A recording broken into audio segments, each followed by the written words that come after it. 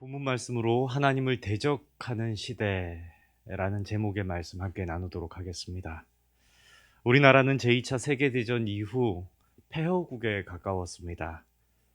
타국의 원조를 받아야 했던 수혜국이었습니다. 하지만 지금은 다른 나라를 원조해주는 그런 기적의 나라가 되었습니다. 전 세계의 유례를 찾을 수 없을 만큼 빠른 눈부신 경제 성장을 초단 기간에 이룬 나라, 그리고 초단 기간 선진국의 반열에 오르는 전설을 이룩한 나라가 바로 대한민국입니다. 하지만 또 바뀌고 있습니다. 이제 이러한 모든 영광은 과거의 이야기가 되어가고 있는 것은 아닙니까? 현재 우리나라는 위로는 핵무기로 위협하는 북한이라는 해결되지 않는 문제를 안고 있고, 갑작스러운 성장으로 인한 세대 간 갈등은 점차 심화되고 있습니다. 뿐만 아니라 국내 소득 불균형으로 인한 양극화가 심해지면서 출산율은 사상 최악의 수치를 기록하고 있습니다.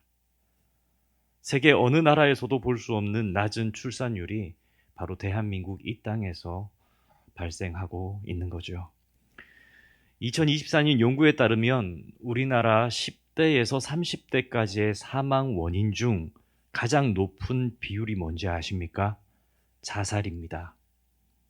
다음 세대를 책임져야 할 10대에서 30대까지의 사망 원인 중에 가장 높은 비중이 자살이라는 것은 대한민국의 사회적 문제가 심화되고 있음을 보여줍니다.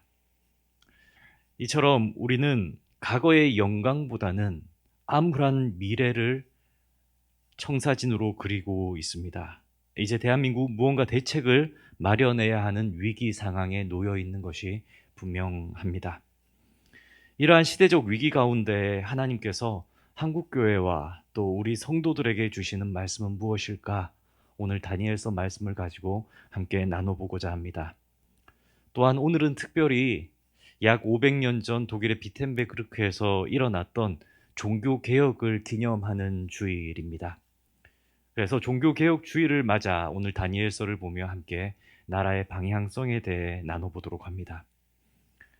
종교개혁에 대해 잠시 말씀 나눕니다. 종교개혁은 1517년 마틴 루터가 독일 비텐베르크 성당문에 95개 조항의 로만 카톨릭 교회를 향한 반박문을 붙이면서 시작되었습니다.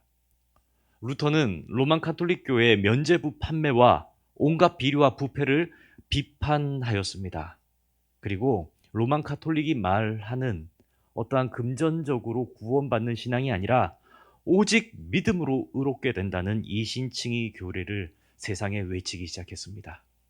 감추어져 있던 성경 말씀, 일반인들은 쉽게 읽지 못했던 성경 말씀을 마틴 루터는 번역하며 그것을 모든 성도들이 읽을 수 있도록 나누어 주는 일들을 했죠. 다시 말해서 기득권을 누리며 부패의 온상이었던 로마 카톨릭 교회의 잘못을 지적하고 한 줄기 선명한 성경의 진리가 비춰지도록 한 사건이 바로 종교 개혁입니다.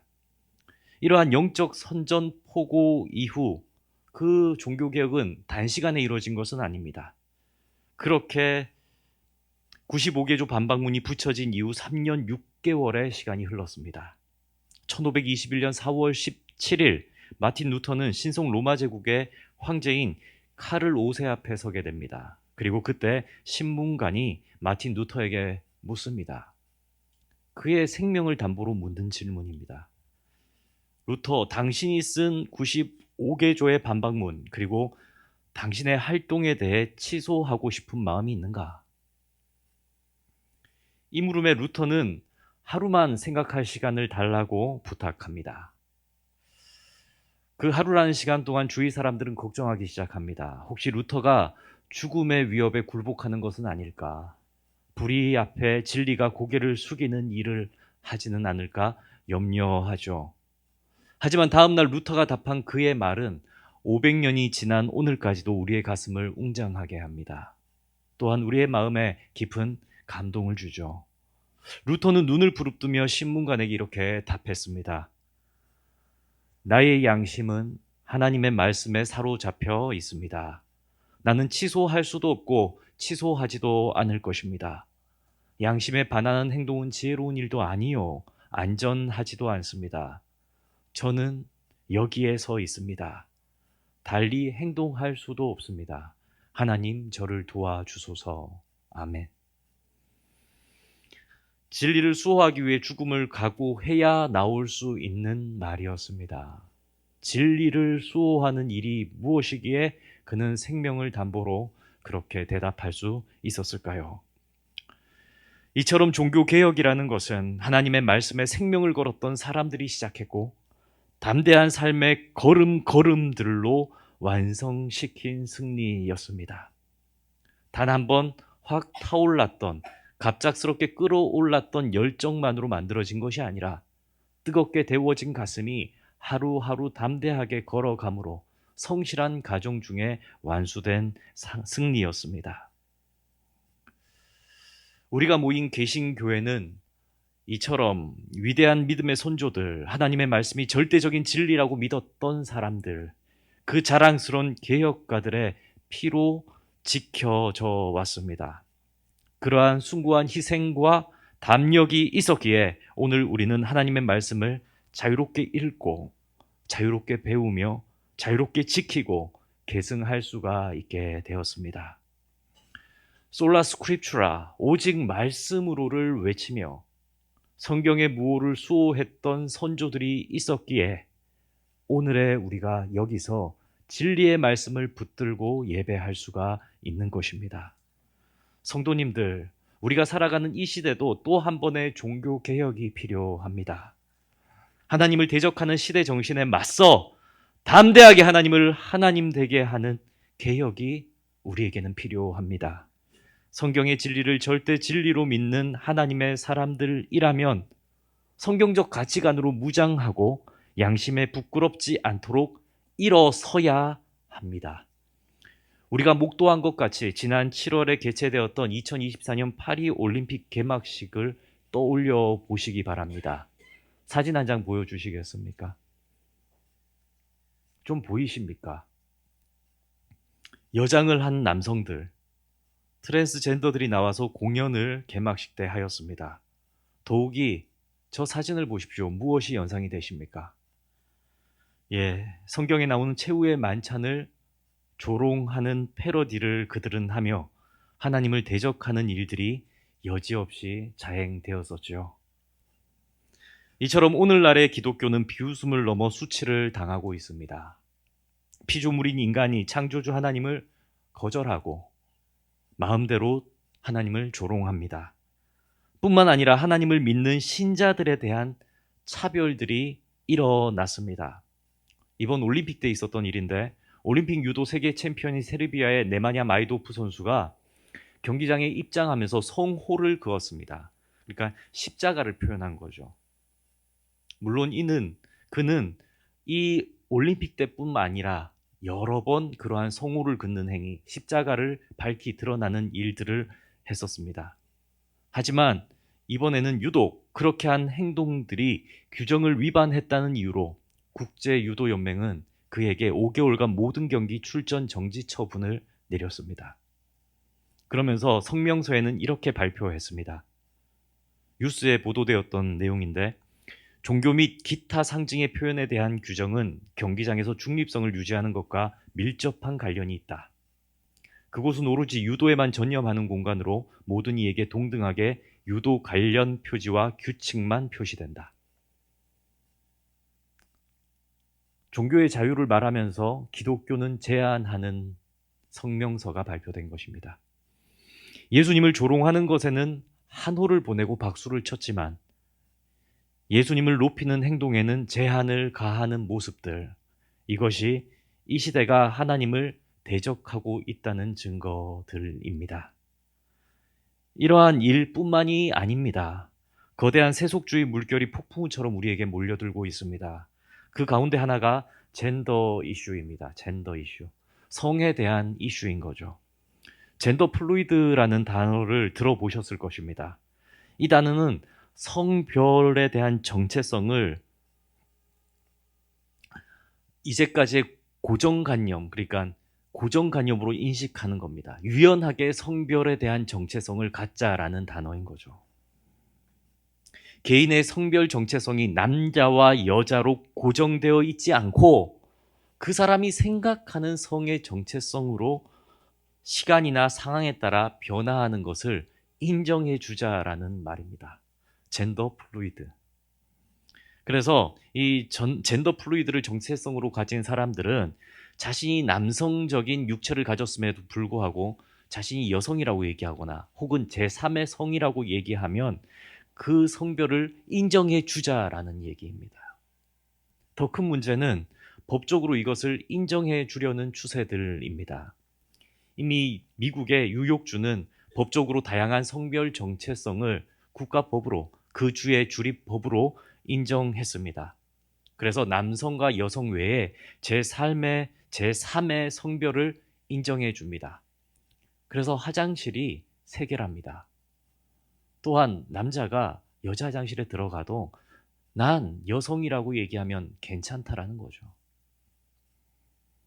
그래서 발생되는 부작용들, 남자아이를 자기의 애인이라고 주장합니다. 여자아이가 여자아이를 데리고 와서 미래에 내가 결혼할 사람이라고 얘기합니다.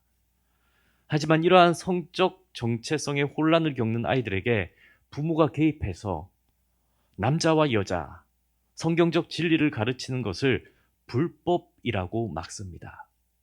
더 이상 부모가 성 정체성에 대해서 아이들에게 성경적 진리를 가르칠 수가 없다는 거죠. 혹 그렇게 가르치기라도 한다면 법적인 제재를 받는 곳이 바로 뉴욕주입니다. 그렇다면 성도님들, 왜 이러한 성 이슈가 기독교에서는 자꾸 큰 문제로 부각시키는 걸까요? 좀 놔두면 되지. 트랜스젠더들 좀 불쌍하지 않냐. 좀 용납해 주면 되지. 라는 것들에 대해서 왜 기독교는 그처럼 큰 문제로 인식하는 걸까요? 그것은 하나님의 창조 질서 가운데 가장 중요한 것 하나가 남성과 여성이라는 창조 원리에 있기 때문입니다. 이 시대는 그러한 하나님의 창조 원리, 질서를 무너뜨리려는 첫 걸음으로 이 젠더 이슈를 건드리는 것입니다.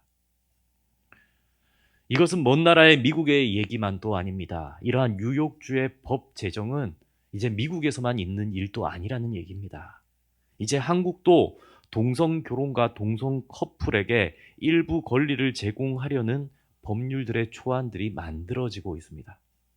통과되었다는 것이 아니라 그러한 기미와 그러한 초석을 만들어가고 있다는 얘기입니다. 최근 뉴스입니다. 경향신문 2024년 7월 18일자 뉴스에 제목, 오늘 사랑이 또 이겼다. 대법원 동성부부의 건강보험 피부양자 자격 인정이라는 제목의 기사가 하나 떴습니다. 그 내용이 뭐냐면 남자와 남자가 결혼을 해서 사실혼 관계를 이어가고 있는데 결혼식도 했습니다. 하지만 법 제정이 되지 않기 때문에 법으로는 부부는 아니죠. 하지만 사실혼의 관계를 2019년부터 가졌던 남자와 남자 부부가 있었습니다.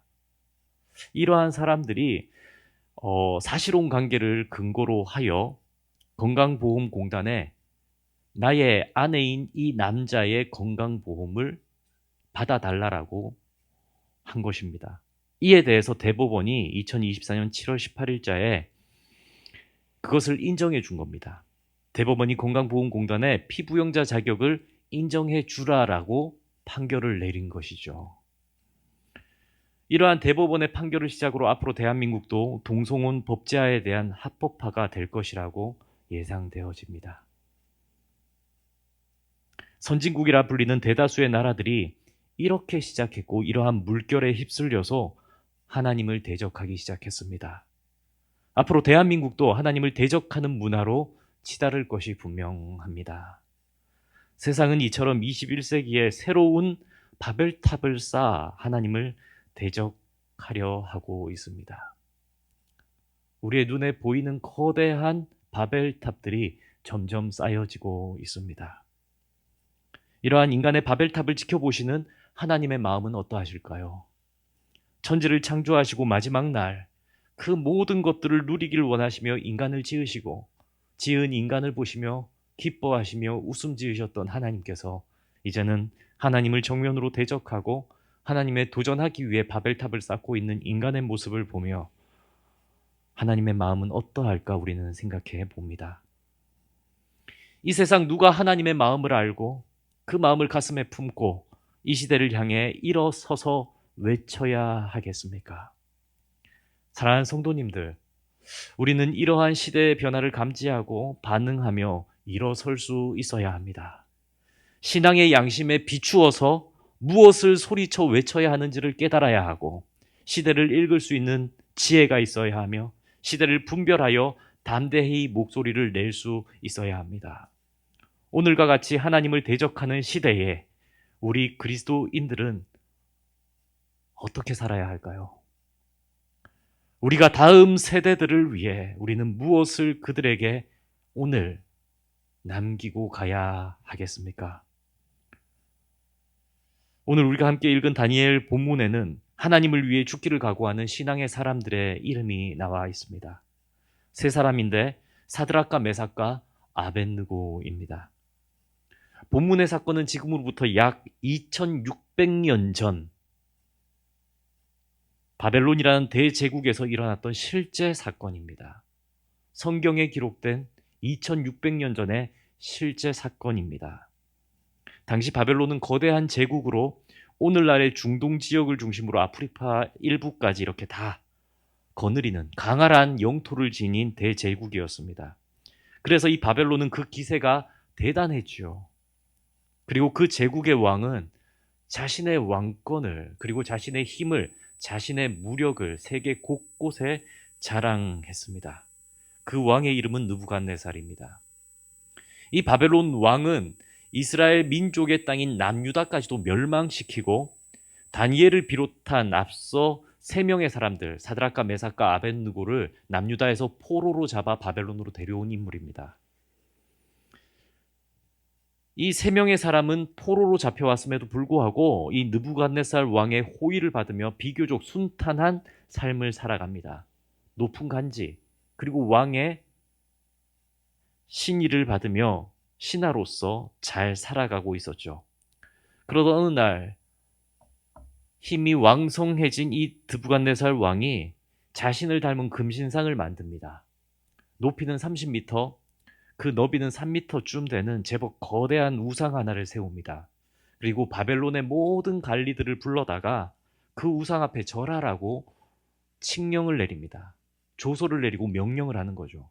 자신을 닮은 금신상 앞에 모든 바벨론의 관리들은 나와서 절하고 꿇어 엎드리라는 것입니다. 수많은 사람들이 그 우상 앞에 왕의 건세를 두려워하고 혹 어떤 이들은 왕의 건세를 찬양하며 절을 하기 시작합니다. 인간이 인간을 섬기는 우스운 모습을 그들은 좋아합니다. 오직 하나님만이 받으셔야 할 영광을 바벨론 왕이 가로채고 있습니다. 마치 자신이 세상을 창조한 신과 같은 모습으로 우상을 크게 세워 높임받고 있는 것이죠. 하지만 감히 그 누구도 문제를 제기하지 못하고 있습니다. 이때 우상에게 절하지 않는 세 사람을 성경은 주목하여 기록하였습니다. 사드락과 메삭과 아벳느고입니다. 이들은 오직 하나님 한 분 외에는 절하지 않을 것이라는 믿음의 고백과 절개를 드러냅니다. 그리고 그들이 믿음의 절개를 지키는 대가는 주변 사람들로부터 받는 핍박과 최후에는 풀무불에 들어가는 죽음입니다. 주변 사람들은 그들을 보며 수군대고 왕에게 고발합니다. 왕이여, 저 남유다의 포로들, 왕이 그렇게 잘해준 신하들이 왕께 절하지를 않습니다. 세상의 권력에 빌붙어 사는 이들이 취하는 행동들이죠. 무엇인지 모릅니다. 기준이 없습니다. 그 이야기를 들은 느부갓네살 왕은 분노합니다. 포로의 신분인 그들에게 아량을 베풀어 간지까지 주고 잘 해주었는데 왕에게 돌아온 것은 충성이 아니라 도전이라고 생각했기 때문입니다. 하지만 왕은 다시 한번 그들을 구슬러 보려 합니다. 그래서 본문 15절에 이렇게 얘기하죠. 이제라도 너희가 준비하였다가 나팔과 페리와 수금과 사명금과 양금과 생황과 및 모든 악기 소리를 들을 때 내가 만든 신상 앞에 엎드려 절하면 좋거니와 너희가 만일 절하지 아니하면 즉시 너희를 맹렬히 타는 풀무불 가운데 던져 넣을 것이니 능히 너희를 내 손에서 건져낼 신이 누구이겠느냐 하니. 아멘. 세상의 권력자는 자기 위에 누가 있을 것이라고 여기지 않습니다. 오직 세상이 자기의 것이며 그 세상의 힘을 자신이 모두 가졌다고 여기는 느부갓네살 왕은 이 세 명의 신하에게 자비를 베푸는 것 같지만 오히려 자신의 힘을 가시하고 있는 것입니다. 천상천하 유아 독전이라고 얘기하는 이 왕은 세 명을 온화한 말로 협박하고 있는 것입니다. 너 죽을 거냐? 너 정말 죽고 싶으냐? 라는 거죠. 죽느냐 사느냐의 이 갈림길에서 세 사람의 믿음은 확고합니다. 그래서 그들은 대답합니다. 다니엘 3장 17절과 18절의 말씀 우리 성도님들 함께 읽겠습니다. 왕이여, 우리가 섬기는 하나님이 계시다면 우리를 맹렬히 타는 풀무불 가운데에서 능히 건져내시겠고 왕의 손에서도 건져내시리이다. 그렇게 하지 아니실지라도 왕이여, 우리가 왕의 신들을 섬기지 아니하고 왕이 세우신 금신상에게 절하지도 아니할 줄을 아옵소서. 아멘. 아멘. 죽음을 맞을 각오로 그들은 하나님을 향한 절개를 지킬 것을 고백합니다. 성도님들은 이러한 이들의 고백을 보시면서 어떤 생각이 드십니까? 아마도 세상 사람들은 이 성경의 이야기를 꺼내 보여주면 비웃을지도 모르겠습니다. 금신상 앞에 무릎 꿇는 것이 뭐라고 목숨까지 버리려 하는가? 우상에 한번 절하는 것이 뭐라고? 기독교인들은 왜 그렇게 유도리가 없고 타협할 줄 모르는가 하는 조롱이 들리는 것 같습니다. 하지만 하나님을 믿는 사람들에게 우상에게 절하는 것, 비진리에 타협하는 것은 있을 수가 없는 일이며 유연하게 대처할 일이 아닙니다. 오히려 명확하게 소리를 내어 바로 잡아야 할 일입니다. 오직 하나님만이 인간의 높임을 받으셔야 하는 분이라고 외쳐야 하는 것입니다. 하나님을 거스리는 세상을 향해서 신앙의 양심을 침묵할 일이 결코 아닙니다. 예수님은 늘 사람들에게 인자하셨지만 명확한 어조로 그의 제자들에게 말씀하셨습니다. 내가 세상에 하평을 주러 온 줄로 생각하지 말라. 하평이 아니요 검을 주러 왔노라. 아멘. 예수님이 말씀하신 검은 실제로 폭력이나 전쟁을 의미하기보다는 영적 의미에서 갈등과 결단을 나타냅니다. 예수님의 오심으로 인해 많은 사람이 복음을 받아들일 것인지 거부할 것인지에 대한 선택의 갈림길에 서게 됩니다. 이로 인해 가족이나 친구, 공동체 내에서도 예수님을 믿는 사람과 믿지 않는 사람 간에 갈등이 생길 수 있음을 예수님은 미리 말씀하신 것입니다.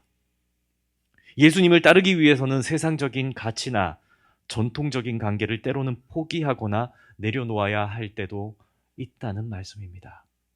그래서 예수님은 복음을 전할 때 발생할 수 있는 갈등과 분리를 검이라는 상징으로 표현하신 것입니다. 예수님의 복음은 단순히 하평이나 위로만을 주는 것이 아니라 죄와 불의를 직시하게 하고 새로운 삶을 선택하도록 도전합니다. 이 과정에서 사람들은 기존의 삶에서 벗어나야 하며 신앙 때문에 가족이나 사회의 일부와 갈등을 겪을 것을 각오해야 합니다. 예수님은 이러한 결단을 요구하는 분으로 평화를 가져오시지만 그 평화는 인간적인 타협이 아닌 하나님의 의를 세울 때에 주어지는 것임을 말씀하신 것입니다. 하나님의 나라는 세상의 가치와 충돌할 때가 많습니다. 예수님의 가르침을 따르면 세상의 가치관과 대립하는 경우가 생기며 이는 불가피한 갈등을 일으킬 수도 있습니다. 따라서 예수님은 자신을 따르는 이들에게 신앙을 위해, 믿음을 위해, 진리를 위해 세상의 가치와 충돌할 각오를 하라고 말씀하셨습니다. 오늘 우리 한빛교회는 대한예수교 장로회 총회가 결의한 대로 시청 앞에 모여 광화문 광장에서 신앙의 양심을 고백하며 기도하는 시간을 갖고자 합니다.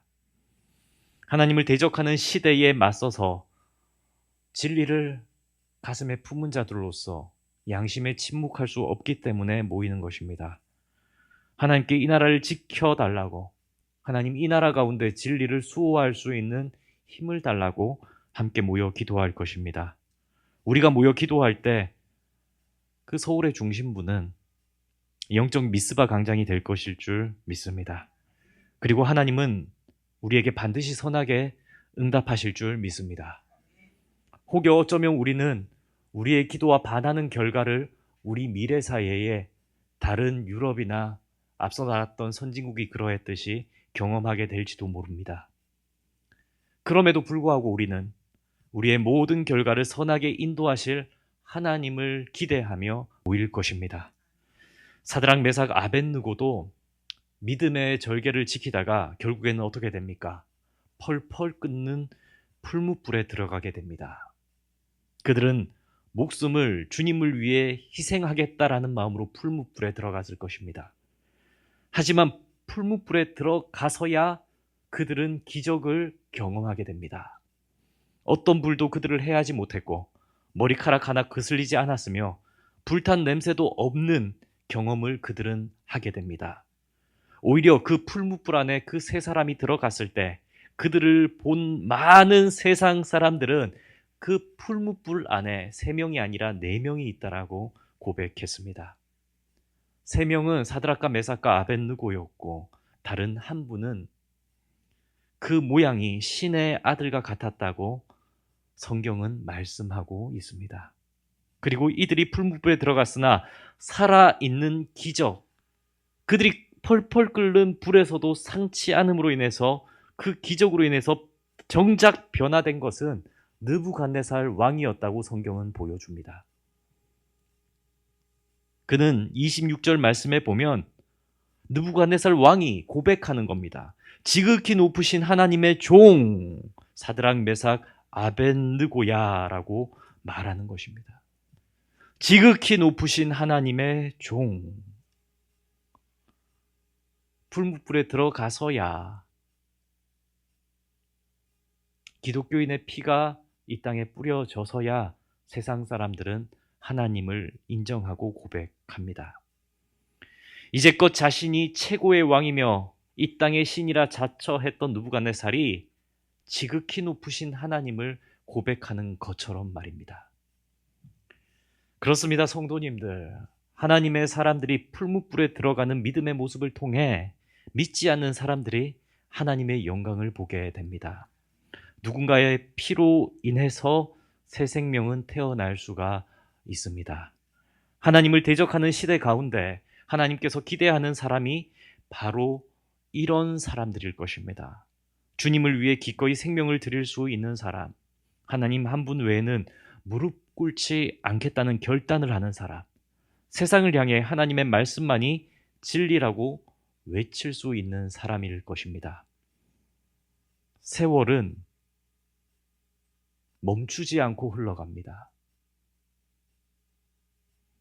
세속의 역사는 어쩌면 우리의 기대와는 다른 방향으로 흘러갈지도 모릅니다. 하지만 언젠가 세월이 흘러 우리의 자녀들이 우리에게 질문할 날이 있을 것입니다. 하나님을 대적하는 시대 가운데 어머니, 아버지는, 할머니, 할아버지는 어떤 삶을 살았냐고 우리에게 질문할 그날이 있을 것입니다. 우리는 믿음의 다음 세대에게 보여줄 수 있는 믿음의 걸음의 흔적이 있어야 합니다.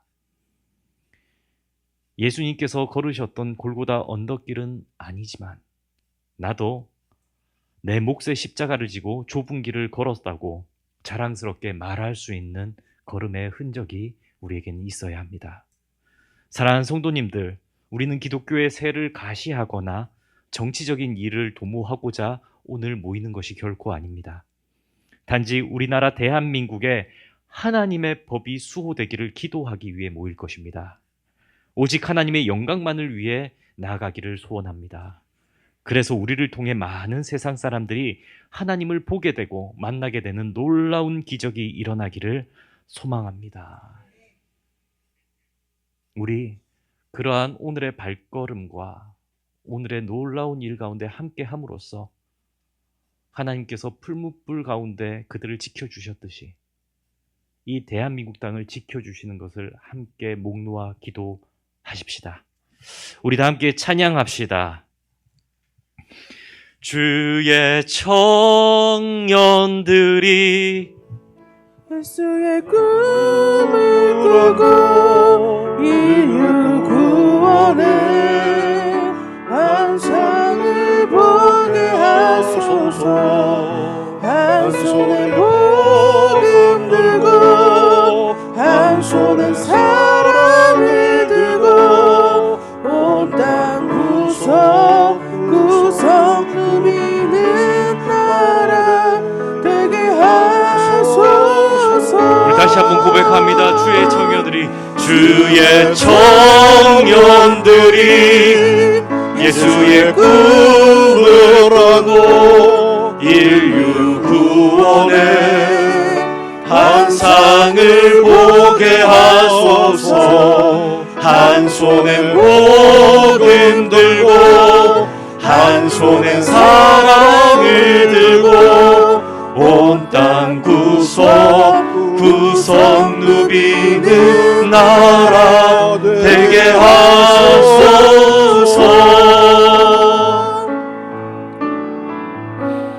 민족의 가슴마다 힘을 든 그리스도를 심어 이 땅에 부르는 그리스도의 되소리 오게 하소서.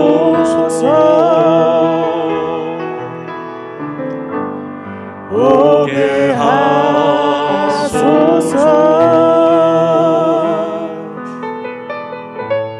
이 땅에 하나님의 나라가 이뤄지게 하옵소서. 모든 사람의 마음과 교회와 가정에도 하나님 나라가 임하게 하여 주소서. 주의 청년들이 예수의 꿈을 꾸고 인류 구원의 환상을 보게 하소서. 한 손에 복음 들고 한 손에 사랑을 들고 온 땅 구석구석 누비는 나라 되게 하소서. 함께 기도하겠습니다. 이 시간 우리 다 함께 기도하길 원합니다. 이 시간 기도할 때에 주님, 이 나라 이 땅을 지켜주옵소서. 먼저 복음을 받은 자들로서, 예수 그리스도의 십자가 사랑을 받은 자들로서, 성경의 말씀이 진리라고 믿는 자들로서 외칠 수 있게 하여 주시고, 우리의 외침이 공허한 메아리가 아니라 하나님께서 들으시고 응답하시는 소리가 될 수 있게 달라고, 오늘 우리가 저 시청 앞 광장에 모여 하나님을 부르짖을 때 세상 사람들이 하나님을 볼 수 있게 해달라는 마음을 가지고 이 시간 주여 한번 부르짖고 다 함께 기도하시겠습니다. 주여, 살아 역사하시는 하나님 아버지, 주여 붙들어 주셔서 오늘의 나아감 가운데, 우리의 신앙의 결단과 모습 가운데 세상 사람들에게 조롱받는 모습이 아니라 풀무불에 들어갔던 그 세 사람의 모양과 같이 영광과 존귀가 있는 하나님의 놀라운 기적이 있는 모습으로 비춰질 수 있게 하여 주옵소서. 어떠한 힘과 세를 가시하는 정치적인 모임이 아니라 순전한 마음으로 진리를 위해 나아가는 하나님의 백성들이 되게 하시고, 우리의 간절한 외침이 하늘에 닿아서 우리의 믿음의 다음 세대들에게 이 땅 대한민국은 진리의 법이 살아있는 나라로 물려줄 수 있게 하여 주옵소서. 우리의 부족한 걸음일지라도 하나님께서 들어쓰시면, 하나님께서 붙잡으시면 역사하실 줄을 믿습니다. 우리의 다음 청년들에게 남겨주는 땅에는 세속에 물들지 않는 진리가 살아 숨쉴 수 있게 되기를 원합니다. 정말 주여, 이 땅 가운데에는 하나님의 법이 온전히 세워지는 나라로 이 대한민국이 존재하게 되기를 원합니다.